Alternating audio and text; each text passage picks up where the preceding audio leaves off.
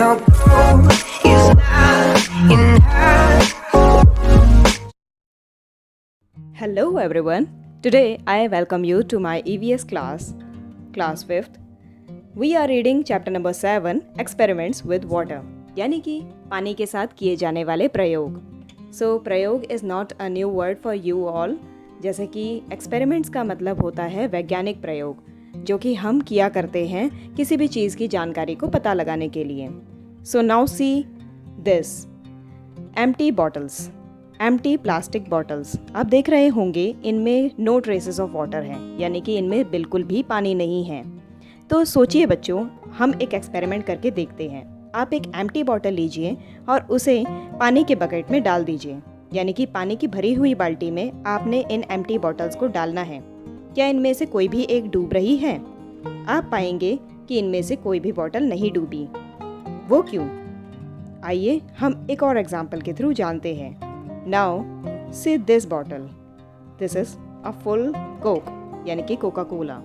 सो यहाँ पर थोड़ा सा ग्रीडी होने की ज़रूरत नहीं है.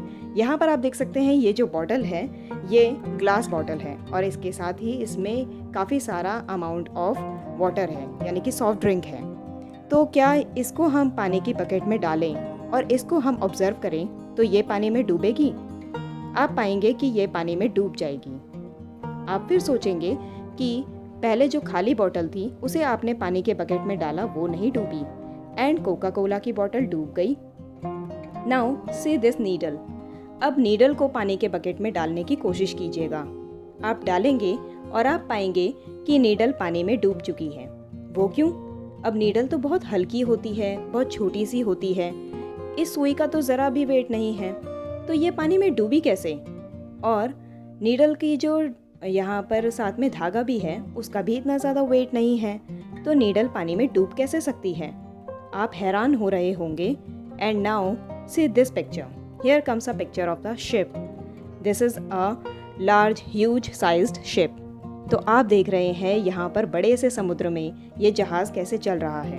आप ये देखेंगे कि नीडल की मेकिंग और जहाज़ की मेकिंग जिस चीज़ से हुई है, यानी कि आयरन से, वो तो सेम ही मटेरियल है, यानी कि नीडल को भी लोहे से ही बनाया गया है और जो जहाज़ है वो भी लोहे से ही बना है.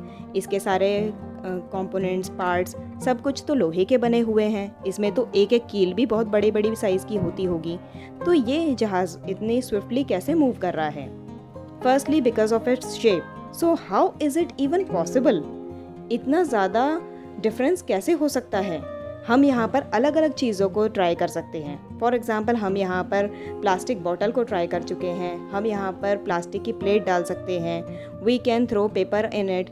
अगर हम पेपर को सिंपली डालें और उसके बाद हम पेपर की बॉल बनाकर डालें, आप पाएंगे कि पेपर की जो बॉल है वो जल्दी से पानी के अंदर डूब चुकी है. So the reason is the weight of the water displaced by an iron needle. जो आयरन, तो यहाँ पर आप देख सकते हैं ये पत्थर जो कि पानी के बकेट के पास में है.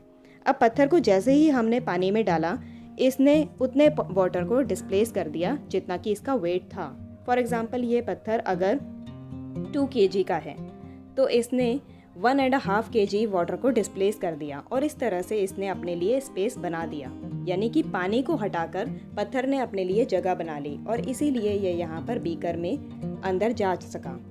तो अब आप जान गए हैं कि कैसे कोई भी चीज़ पानी के अंदर जगह घेर लेती है. Now here you are seeing a big C.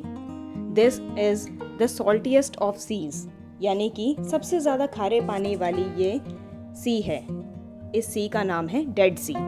Children, dead सी का मतलब ये है कि इसके अंदर कोई भी लिविंग ऑर्गेनिजम्स नहीं है. ना इसमें एक्वाटिक प्लांट्स हैं, ना इसमें एक्वाटिक एनिमल्स हैं. अब हम नमक की बात कर ही रहे हैं तो लेट्स सी कि हमारे पास जितने भी वाटर सोर्सेज हैं उनमें नमक ही नमक है. आप जानते हैं कि धरती का 70% जो पानी है वो नमक से जो है फुल है, तो इसीलिए खारापन जो है हर पानी में है. बट इंडिया में बहुत समय पहले नमक के लिए भी कानून जो है बनाया गया था. आप जानते हैं बच्चों कि ब्रिटिशर्स ने हमें कितना ज़्यादा तंग किया. सो ब्रिटिशर्स ने एक कानून बनाया था जिसमें कि नमक के ऊपर हैवी टैक्स था. तो गांधी जी ने डांडी मार्च शुरू किया जो कि सॉल्ट सत्याग्रह था. ये गुजरात के एक छोटे से गांव से इन्होंने यात्रा शुरू की, जो कि मार्च से अप्रैल 1930 तक चली, और इसमें इन्होंने समुद्र में साबरमती के पास जाकर नमक बनाना शुरू किया। अब आप सोचेंगे नमक समुद्र से कैसे बनाया जा सकता है? तो समुद्र के पानी को इवेपोरेट करके उस पानी जैसे ही इवेपोरेट होता है, यानी कि वाष्पीकरण हो जाता है, तो उसके बाद सिर्फ और सिर्फ नमक बच जाता है। आप तो जानते ही हैं कि दुनिया की अधिकतर ओशियंस में पानी जो है वो खारा है, सारा का सारा सॉल्टी वाटर है, और सिर्फ 30% पानी है जो कि हम यूज़ कर पाते हैं।